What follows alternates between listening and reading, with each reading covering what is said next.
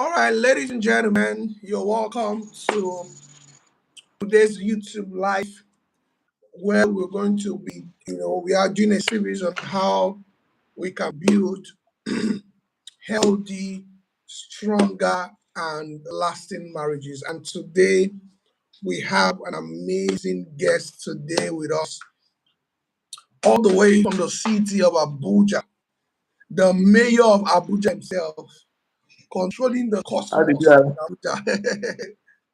All right, he's a coach, he's a consultant, he's a trainer, he's a powerful resource person.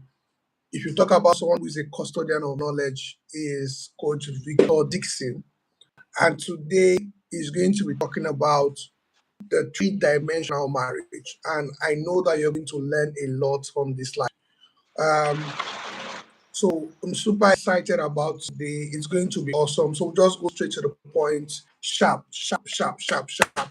So if you're joining the live, you can just ensure you click on our profile and subscribe to our YouTube channel.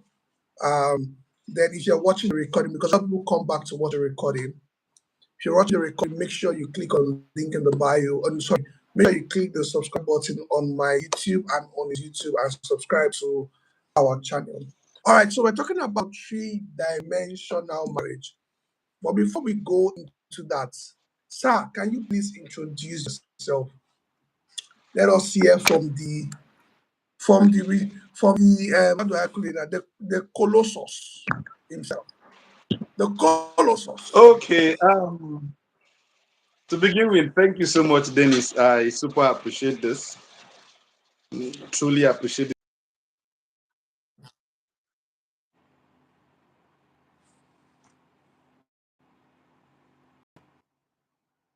for the kind of work you do. I want to thank you for the opportunity to have me here and also to appreciate you too for the kind of work you do. Thank you for having me. By way of introduction, my name simply is Victor Prince Dixon, for those who know me, and then I'm popularly known as the Transformer. About people, I believe the world is the way it is because human beings are not fully organized. I believe that people are not functioning in the fullness of what it takes to be a human being. And because of that, the world is in crisis. And so my major work at every point in time is how to help people, how to help families, how to help business and organization to be able to optimize. And that is why my job description is called the Human Capital Engineer. And I'll give you a little bit background to that so that you understand the context and for all those that are joining on. For many, most people ask me, why am I not doing human resources? Well, I started from HR, human resource, but this is a challenge. The challenge is that when you're dealing with human resource,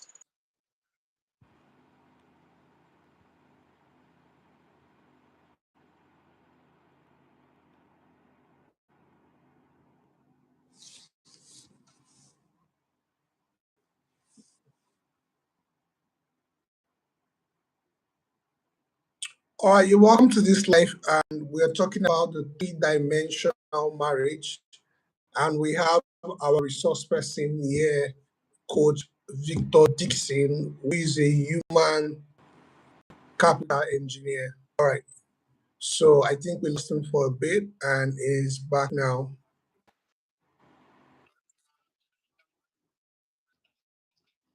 don't worry. Okay. Hello, are you hearing me? Yeah, I can hear you. I can Then hear it, you. I can hear you. okay, fine. So I was explaining that the challenge with human resources for me is that you train someone to be a good CEO, you train someone to be a good manager, and then you see someone being so optimized to the point that they can manage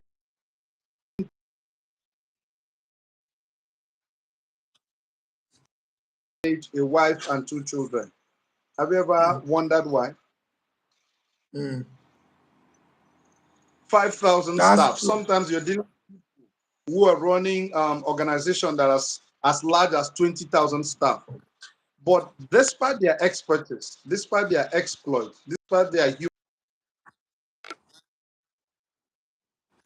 1,000 staff, but they cannot manage a wife and two children. Mm. That is a tragedy. That is what I find very disturbing. So that is where the question begins. How come one person is optimized enough to manage, okay, NEPA struck here, so we have to manage me here? Don't worry, go ahead, go ahead. I can hear you. Yes. So somewhere along the line, you're dealing with someone who can manage 5,000 persons, but cannot manage a wife and children. Don't you see that as an irony? Don't you see Yeah, that it's a as big something irony. not very cool? It's a big irony. And so for me as a person, my belief in what we call holistic skill, holistic competence. How do you build yourself to the point where at the end of the day, you are good at the place of work, you are also good at home, you're good in relationship with people, and also you're good with relationship with family. That is what I Yeah. call the 360 man. And that is actually my heartbeat. How do I help people to become 360 to provide value? Mm.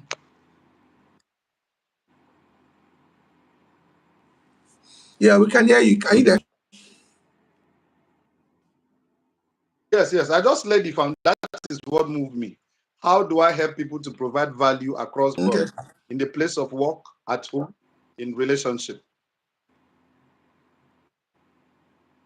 Okay, that's powerful. What you just said is actually very striking. The fact that um, you see a lot of people who, are doing well in the workplace. You see very successful accountants, very successful lawyers, very successful medical doctors, very successful entrepreneurs, executives in the marketplace who are blazing the trail on their job, who are doing well, who are even managing relationships well on their job, managing relationships well in their business. But when they come at home, the marriage is a mess, the home is a mess, and it's something that is quite puzzling, very, very puzzling. That you see someone who is very intelligent, you will see a professor, someone who has PhD, PhD holder, professor, someone who is doing well in the workplace, and person is messing up as a husband, messing up as a wife. They can build a simple unit of a simple unit, which is the home, but you are doing well in your career. And that's a very positive. Yes, yes, sir, you can go ahead. What do you think about that? And when you see somebody functioning well in their career, in their business, but doing poorly at home.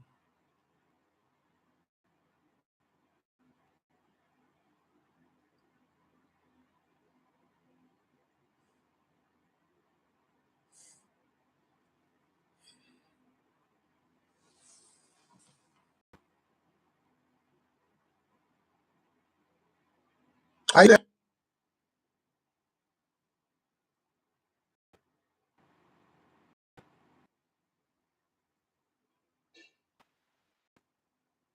There somewhere. the network is bad. What's up? Hello, are you back? Are you hearing me? No, no, you are not going off the call. Can you hear me? Hello, hello. Yeah, I can hear you. I can hear you. I can hear you.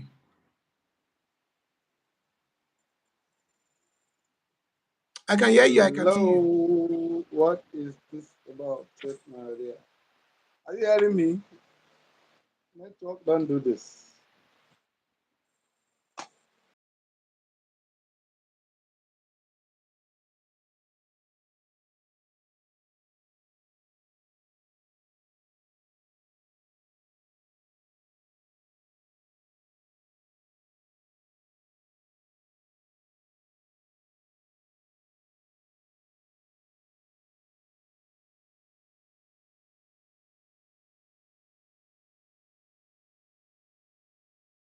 Okay.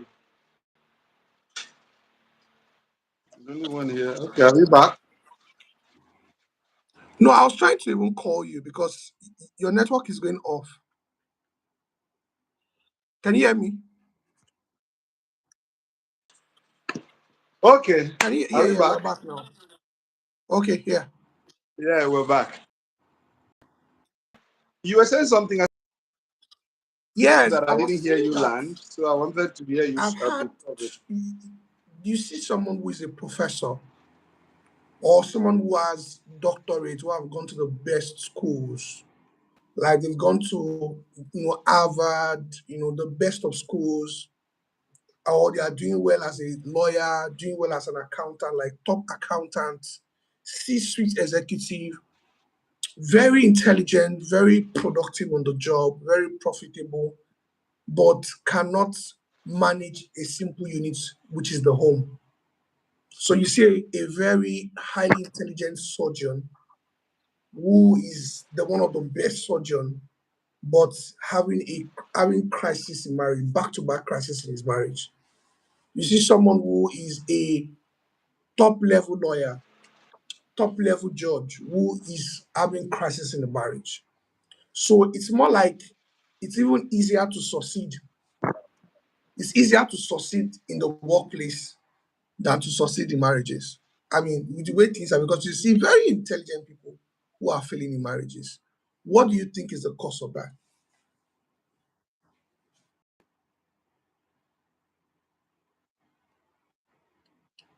Are you there?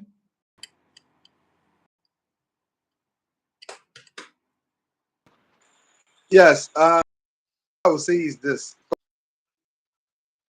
Like I said, my work as a coach and as a consultant has exposed me to one key thing. I think one of the strength and advantage I have when it comes to the knowledge world or the mind or human being, which is where I earned the name the transformer, is that you need to understand that people knowledge prepares people. Mm, And so when street executive delivering and they can't deliver at home, it simply tells you that there's been a lot of knowledge, there's been a lot of training, there's been a lot of input to prepare them to become C-suite executives. Not been a lot of training, a lot of preparedness to make them become husbands and mm, parents. So at the end of the day, the reality is that every human being is first a liability. Training is what makes them an asset. mm, Let me repeat that. mm, Everybody, male or female, is first a liability. But training, investment in training, grooming, education, exposure makes them an asset in a field. So when you see someone who have been maybe a C-suite executive, let's go back and check. Some of them, for you to get to a C-suite, on an average, you need to play between 10 to 15 years, of working experience. And within 10 to 15 years, that 10, 15 years of training, class, of conferences, on one-to-one training, you've made mistake, you've been built, you've been trained, you've been mentored. So it's like a track for which the person was prepared for it. mm, Fortunately, on the other end, we don't prepare for marriage. mm, mm, Are not groomed for marriage. We mm, think marriage is a game of I wake up one morning and make a choice and then boom, the thing goes. And it is lack of that has been our problem. Because we don't prepare for the principle or for the journey or for that office called marriage. And because ultimately, anybody you train in a thing will do well in that thing. But if you don't train them, they are not going to do well in that thing. So the challenge oftentimes is that we don't train people for marriage because we really do not understand the concept of marriage. That has been our challenge. Because we don't understand the concept of marriage, the importance of marriage, we have not invested in the process of building a person and making the person what they call marriable. making the person ready for marriage. So at the end of the day, one person or an individual, one part of them are trained to be C-suite executives. But that same individual, another part of him is not trained to run a home. And so what do you expect? The person will fail. So ultimately, it boils down to the fact the level of training, the level of investment, the level of grooming, the level of preparing for an assignment. The more prepared you are, the better you get results.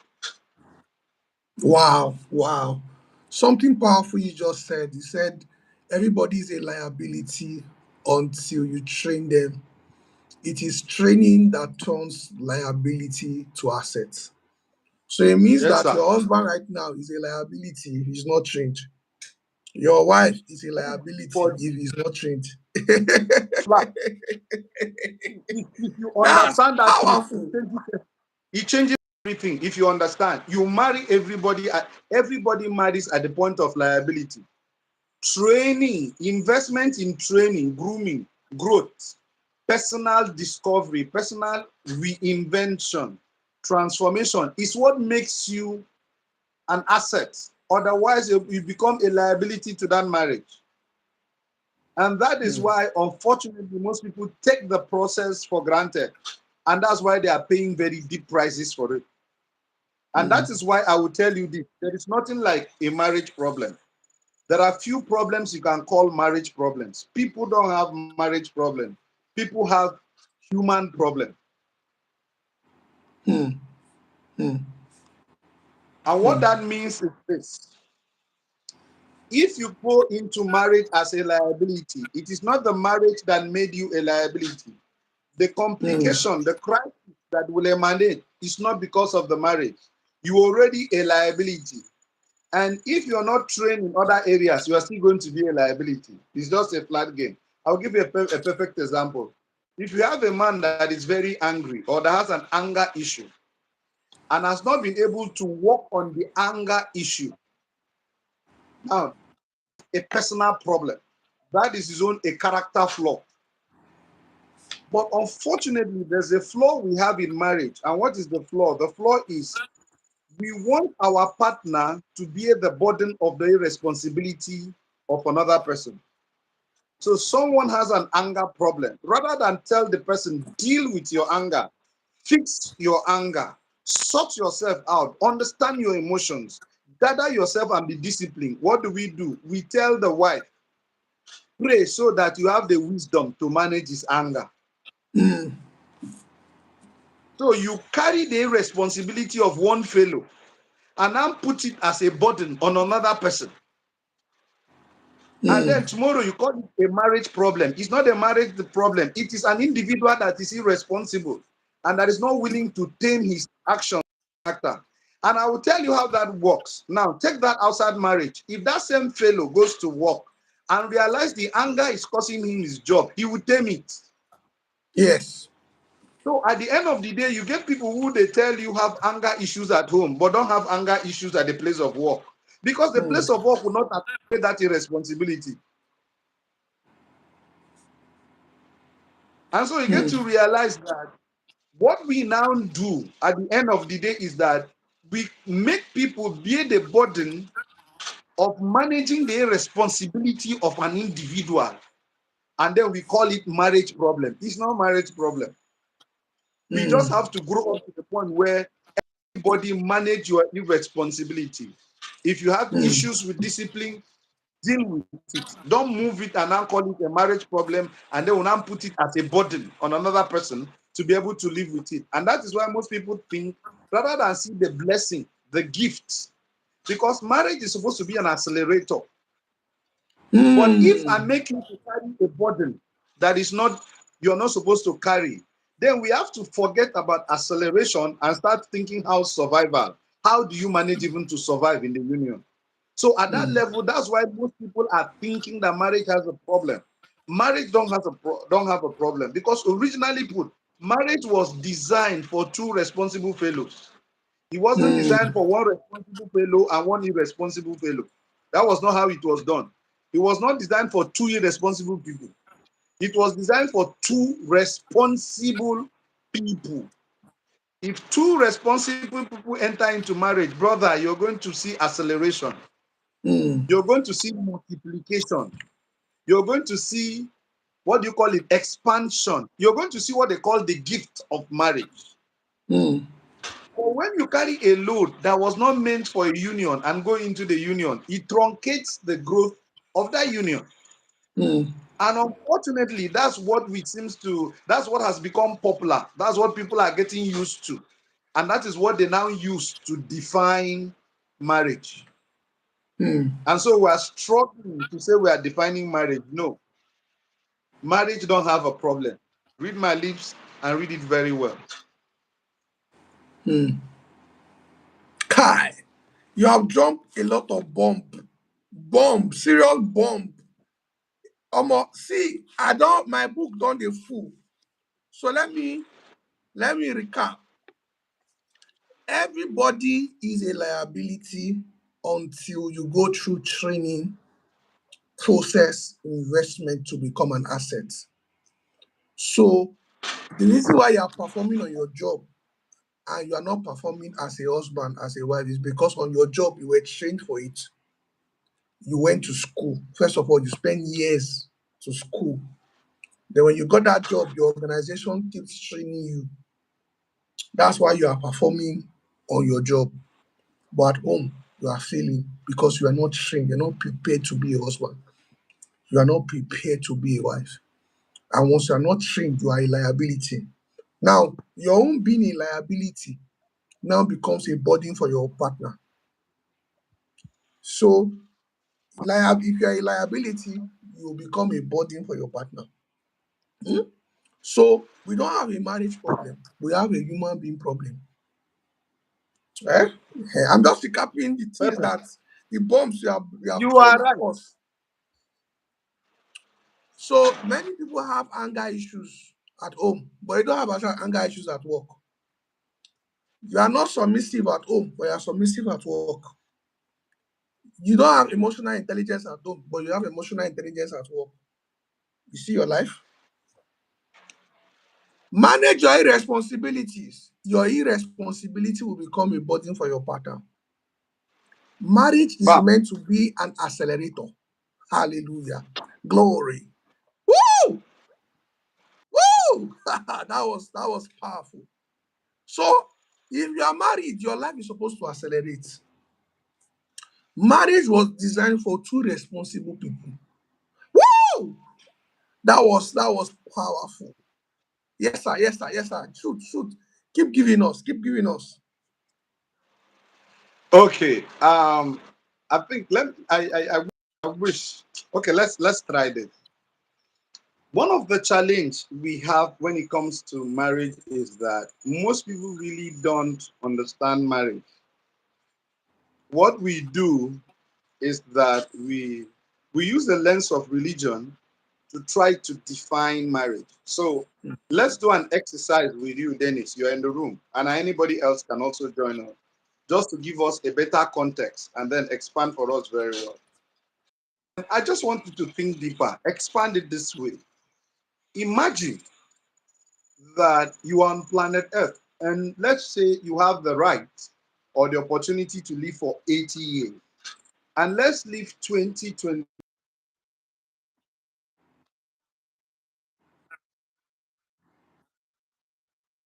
So assuming you're marrying at the age of 30, and then so which means you have 50 years to live your life.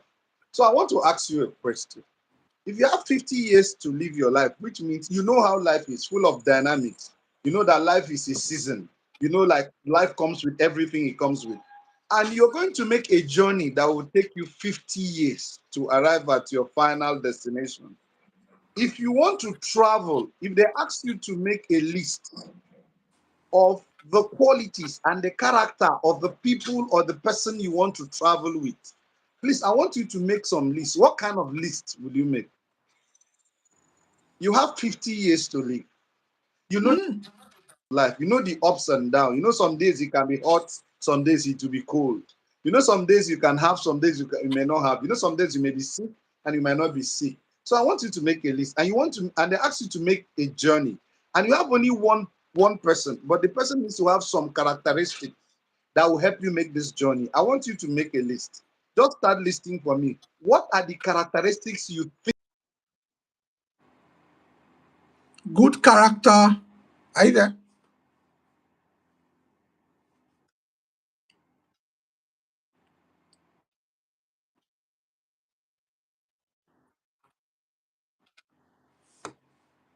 Are you there?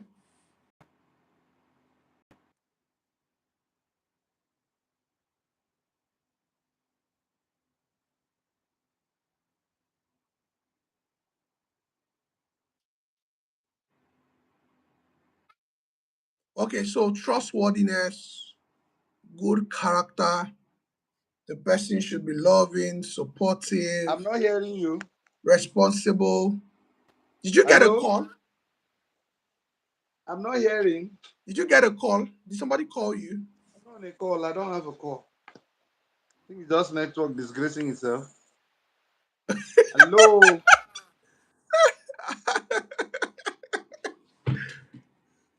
Don't mind this network, Jerry. Can you hear me now? Can you hear me now?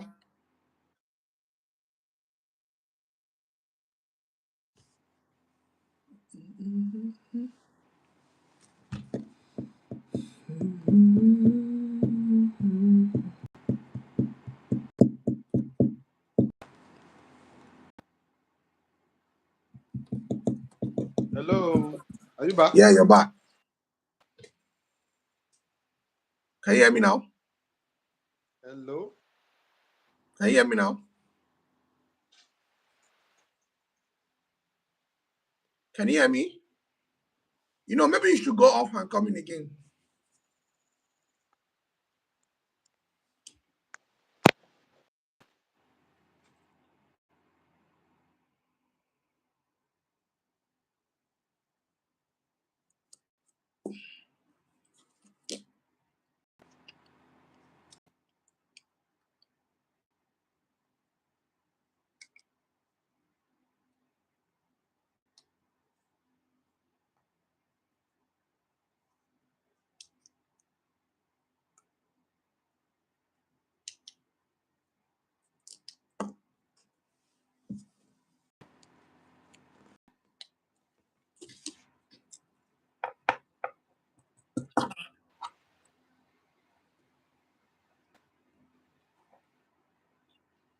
Hello?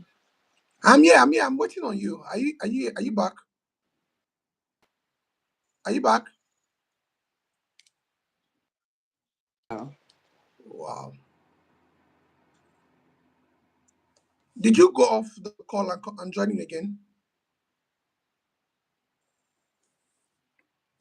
Go off the call and come in again.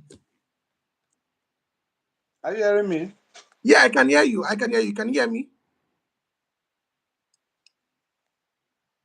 Wow. Hello? Wow.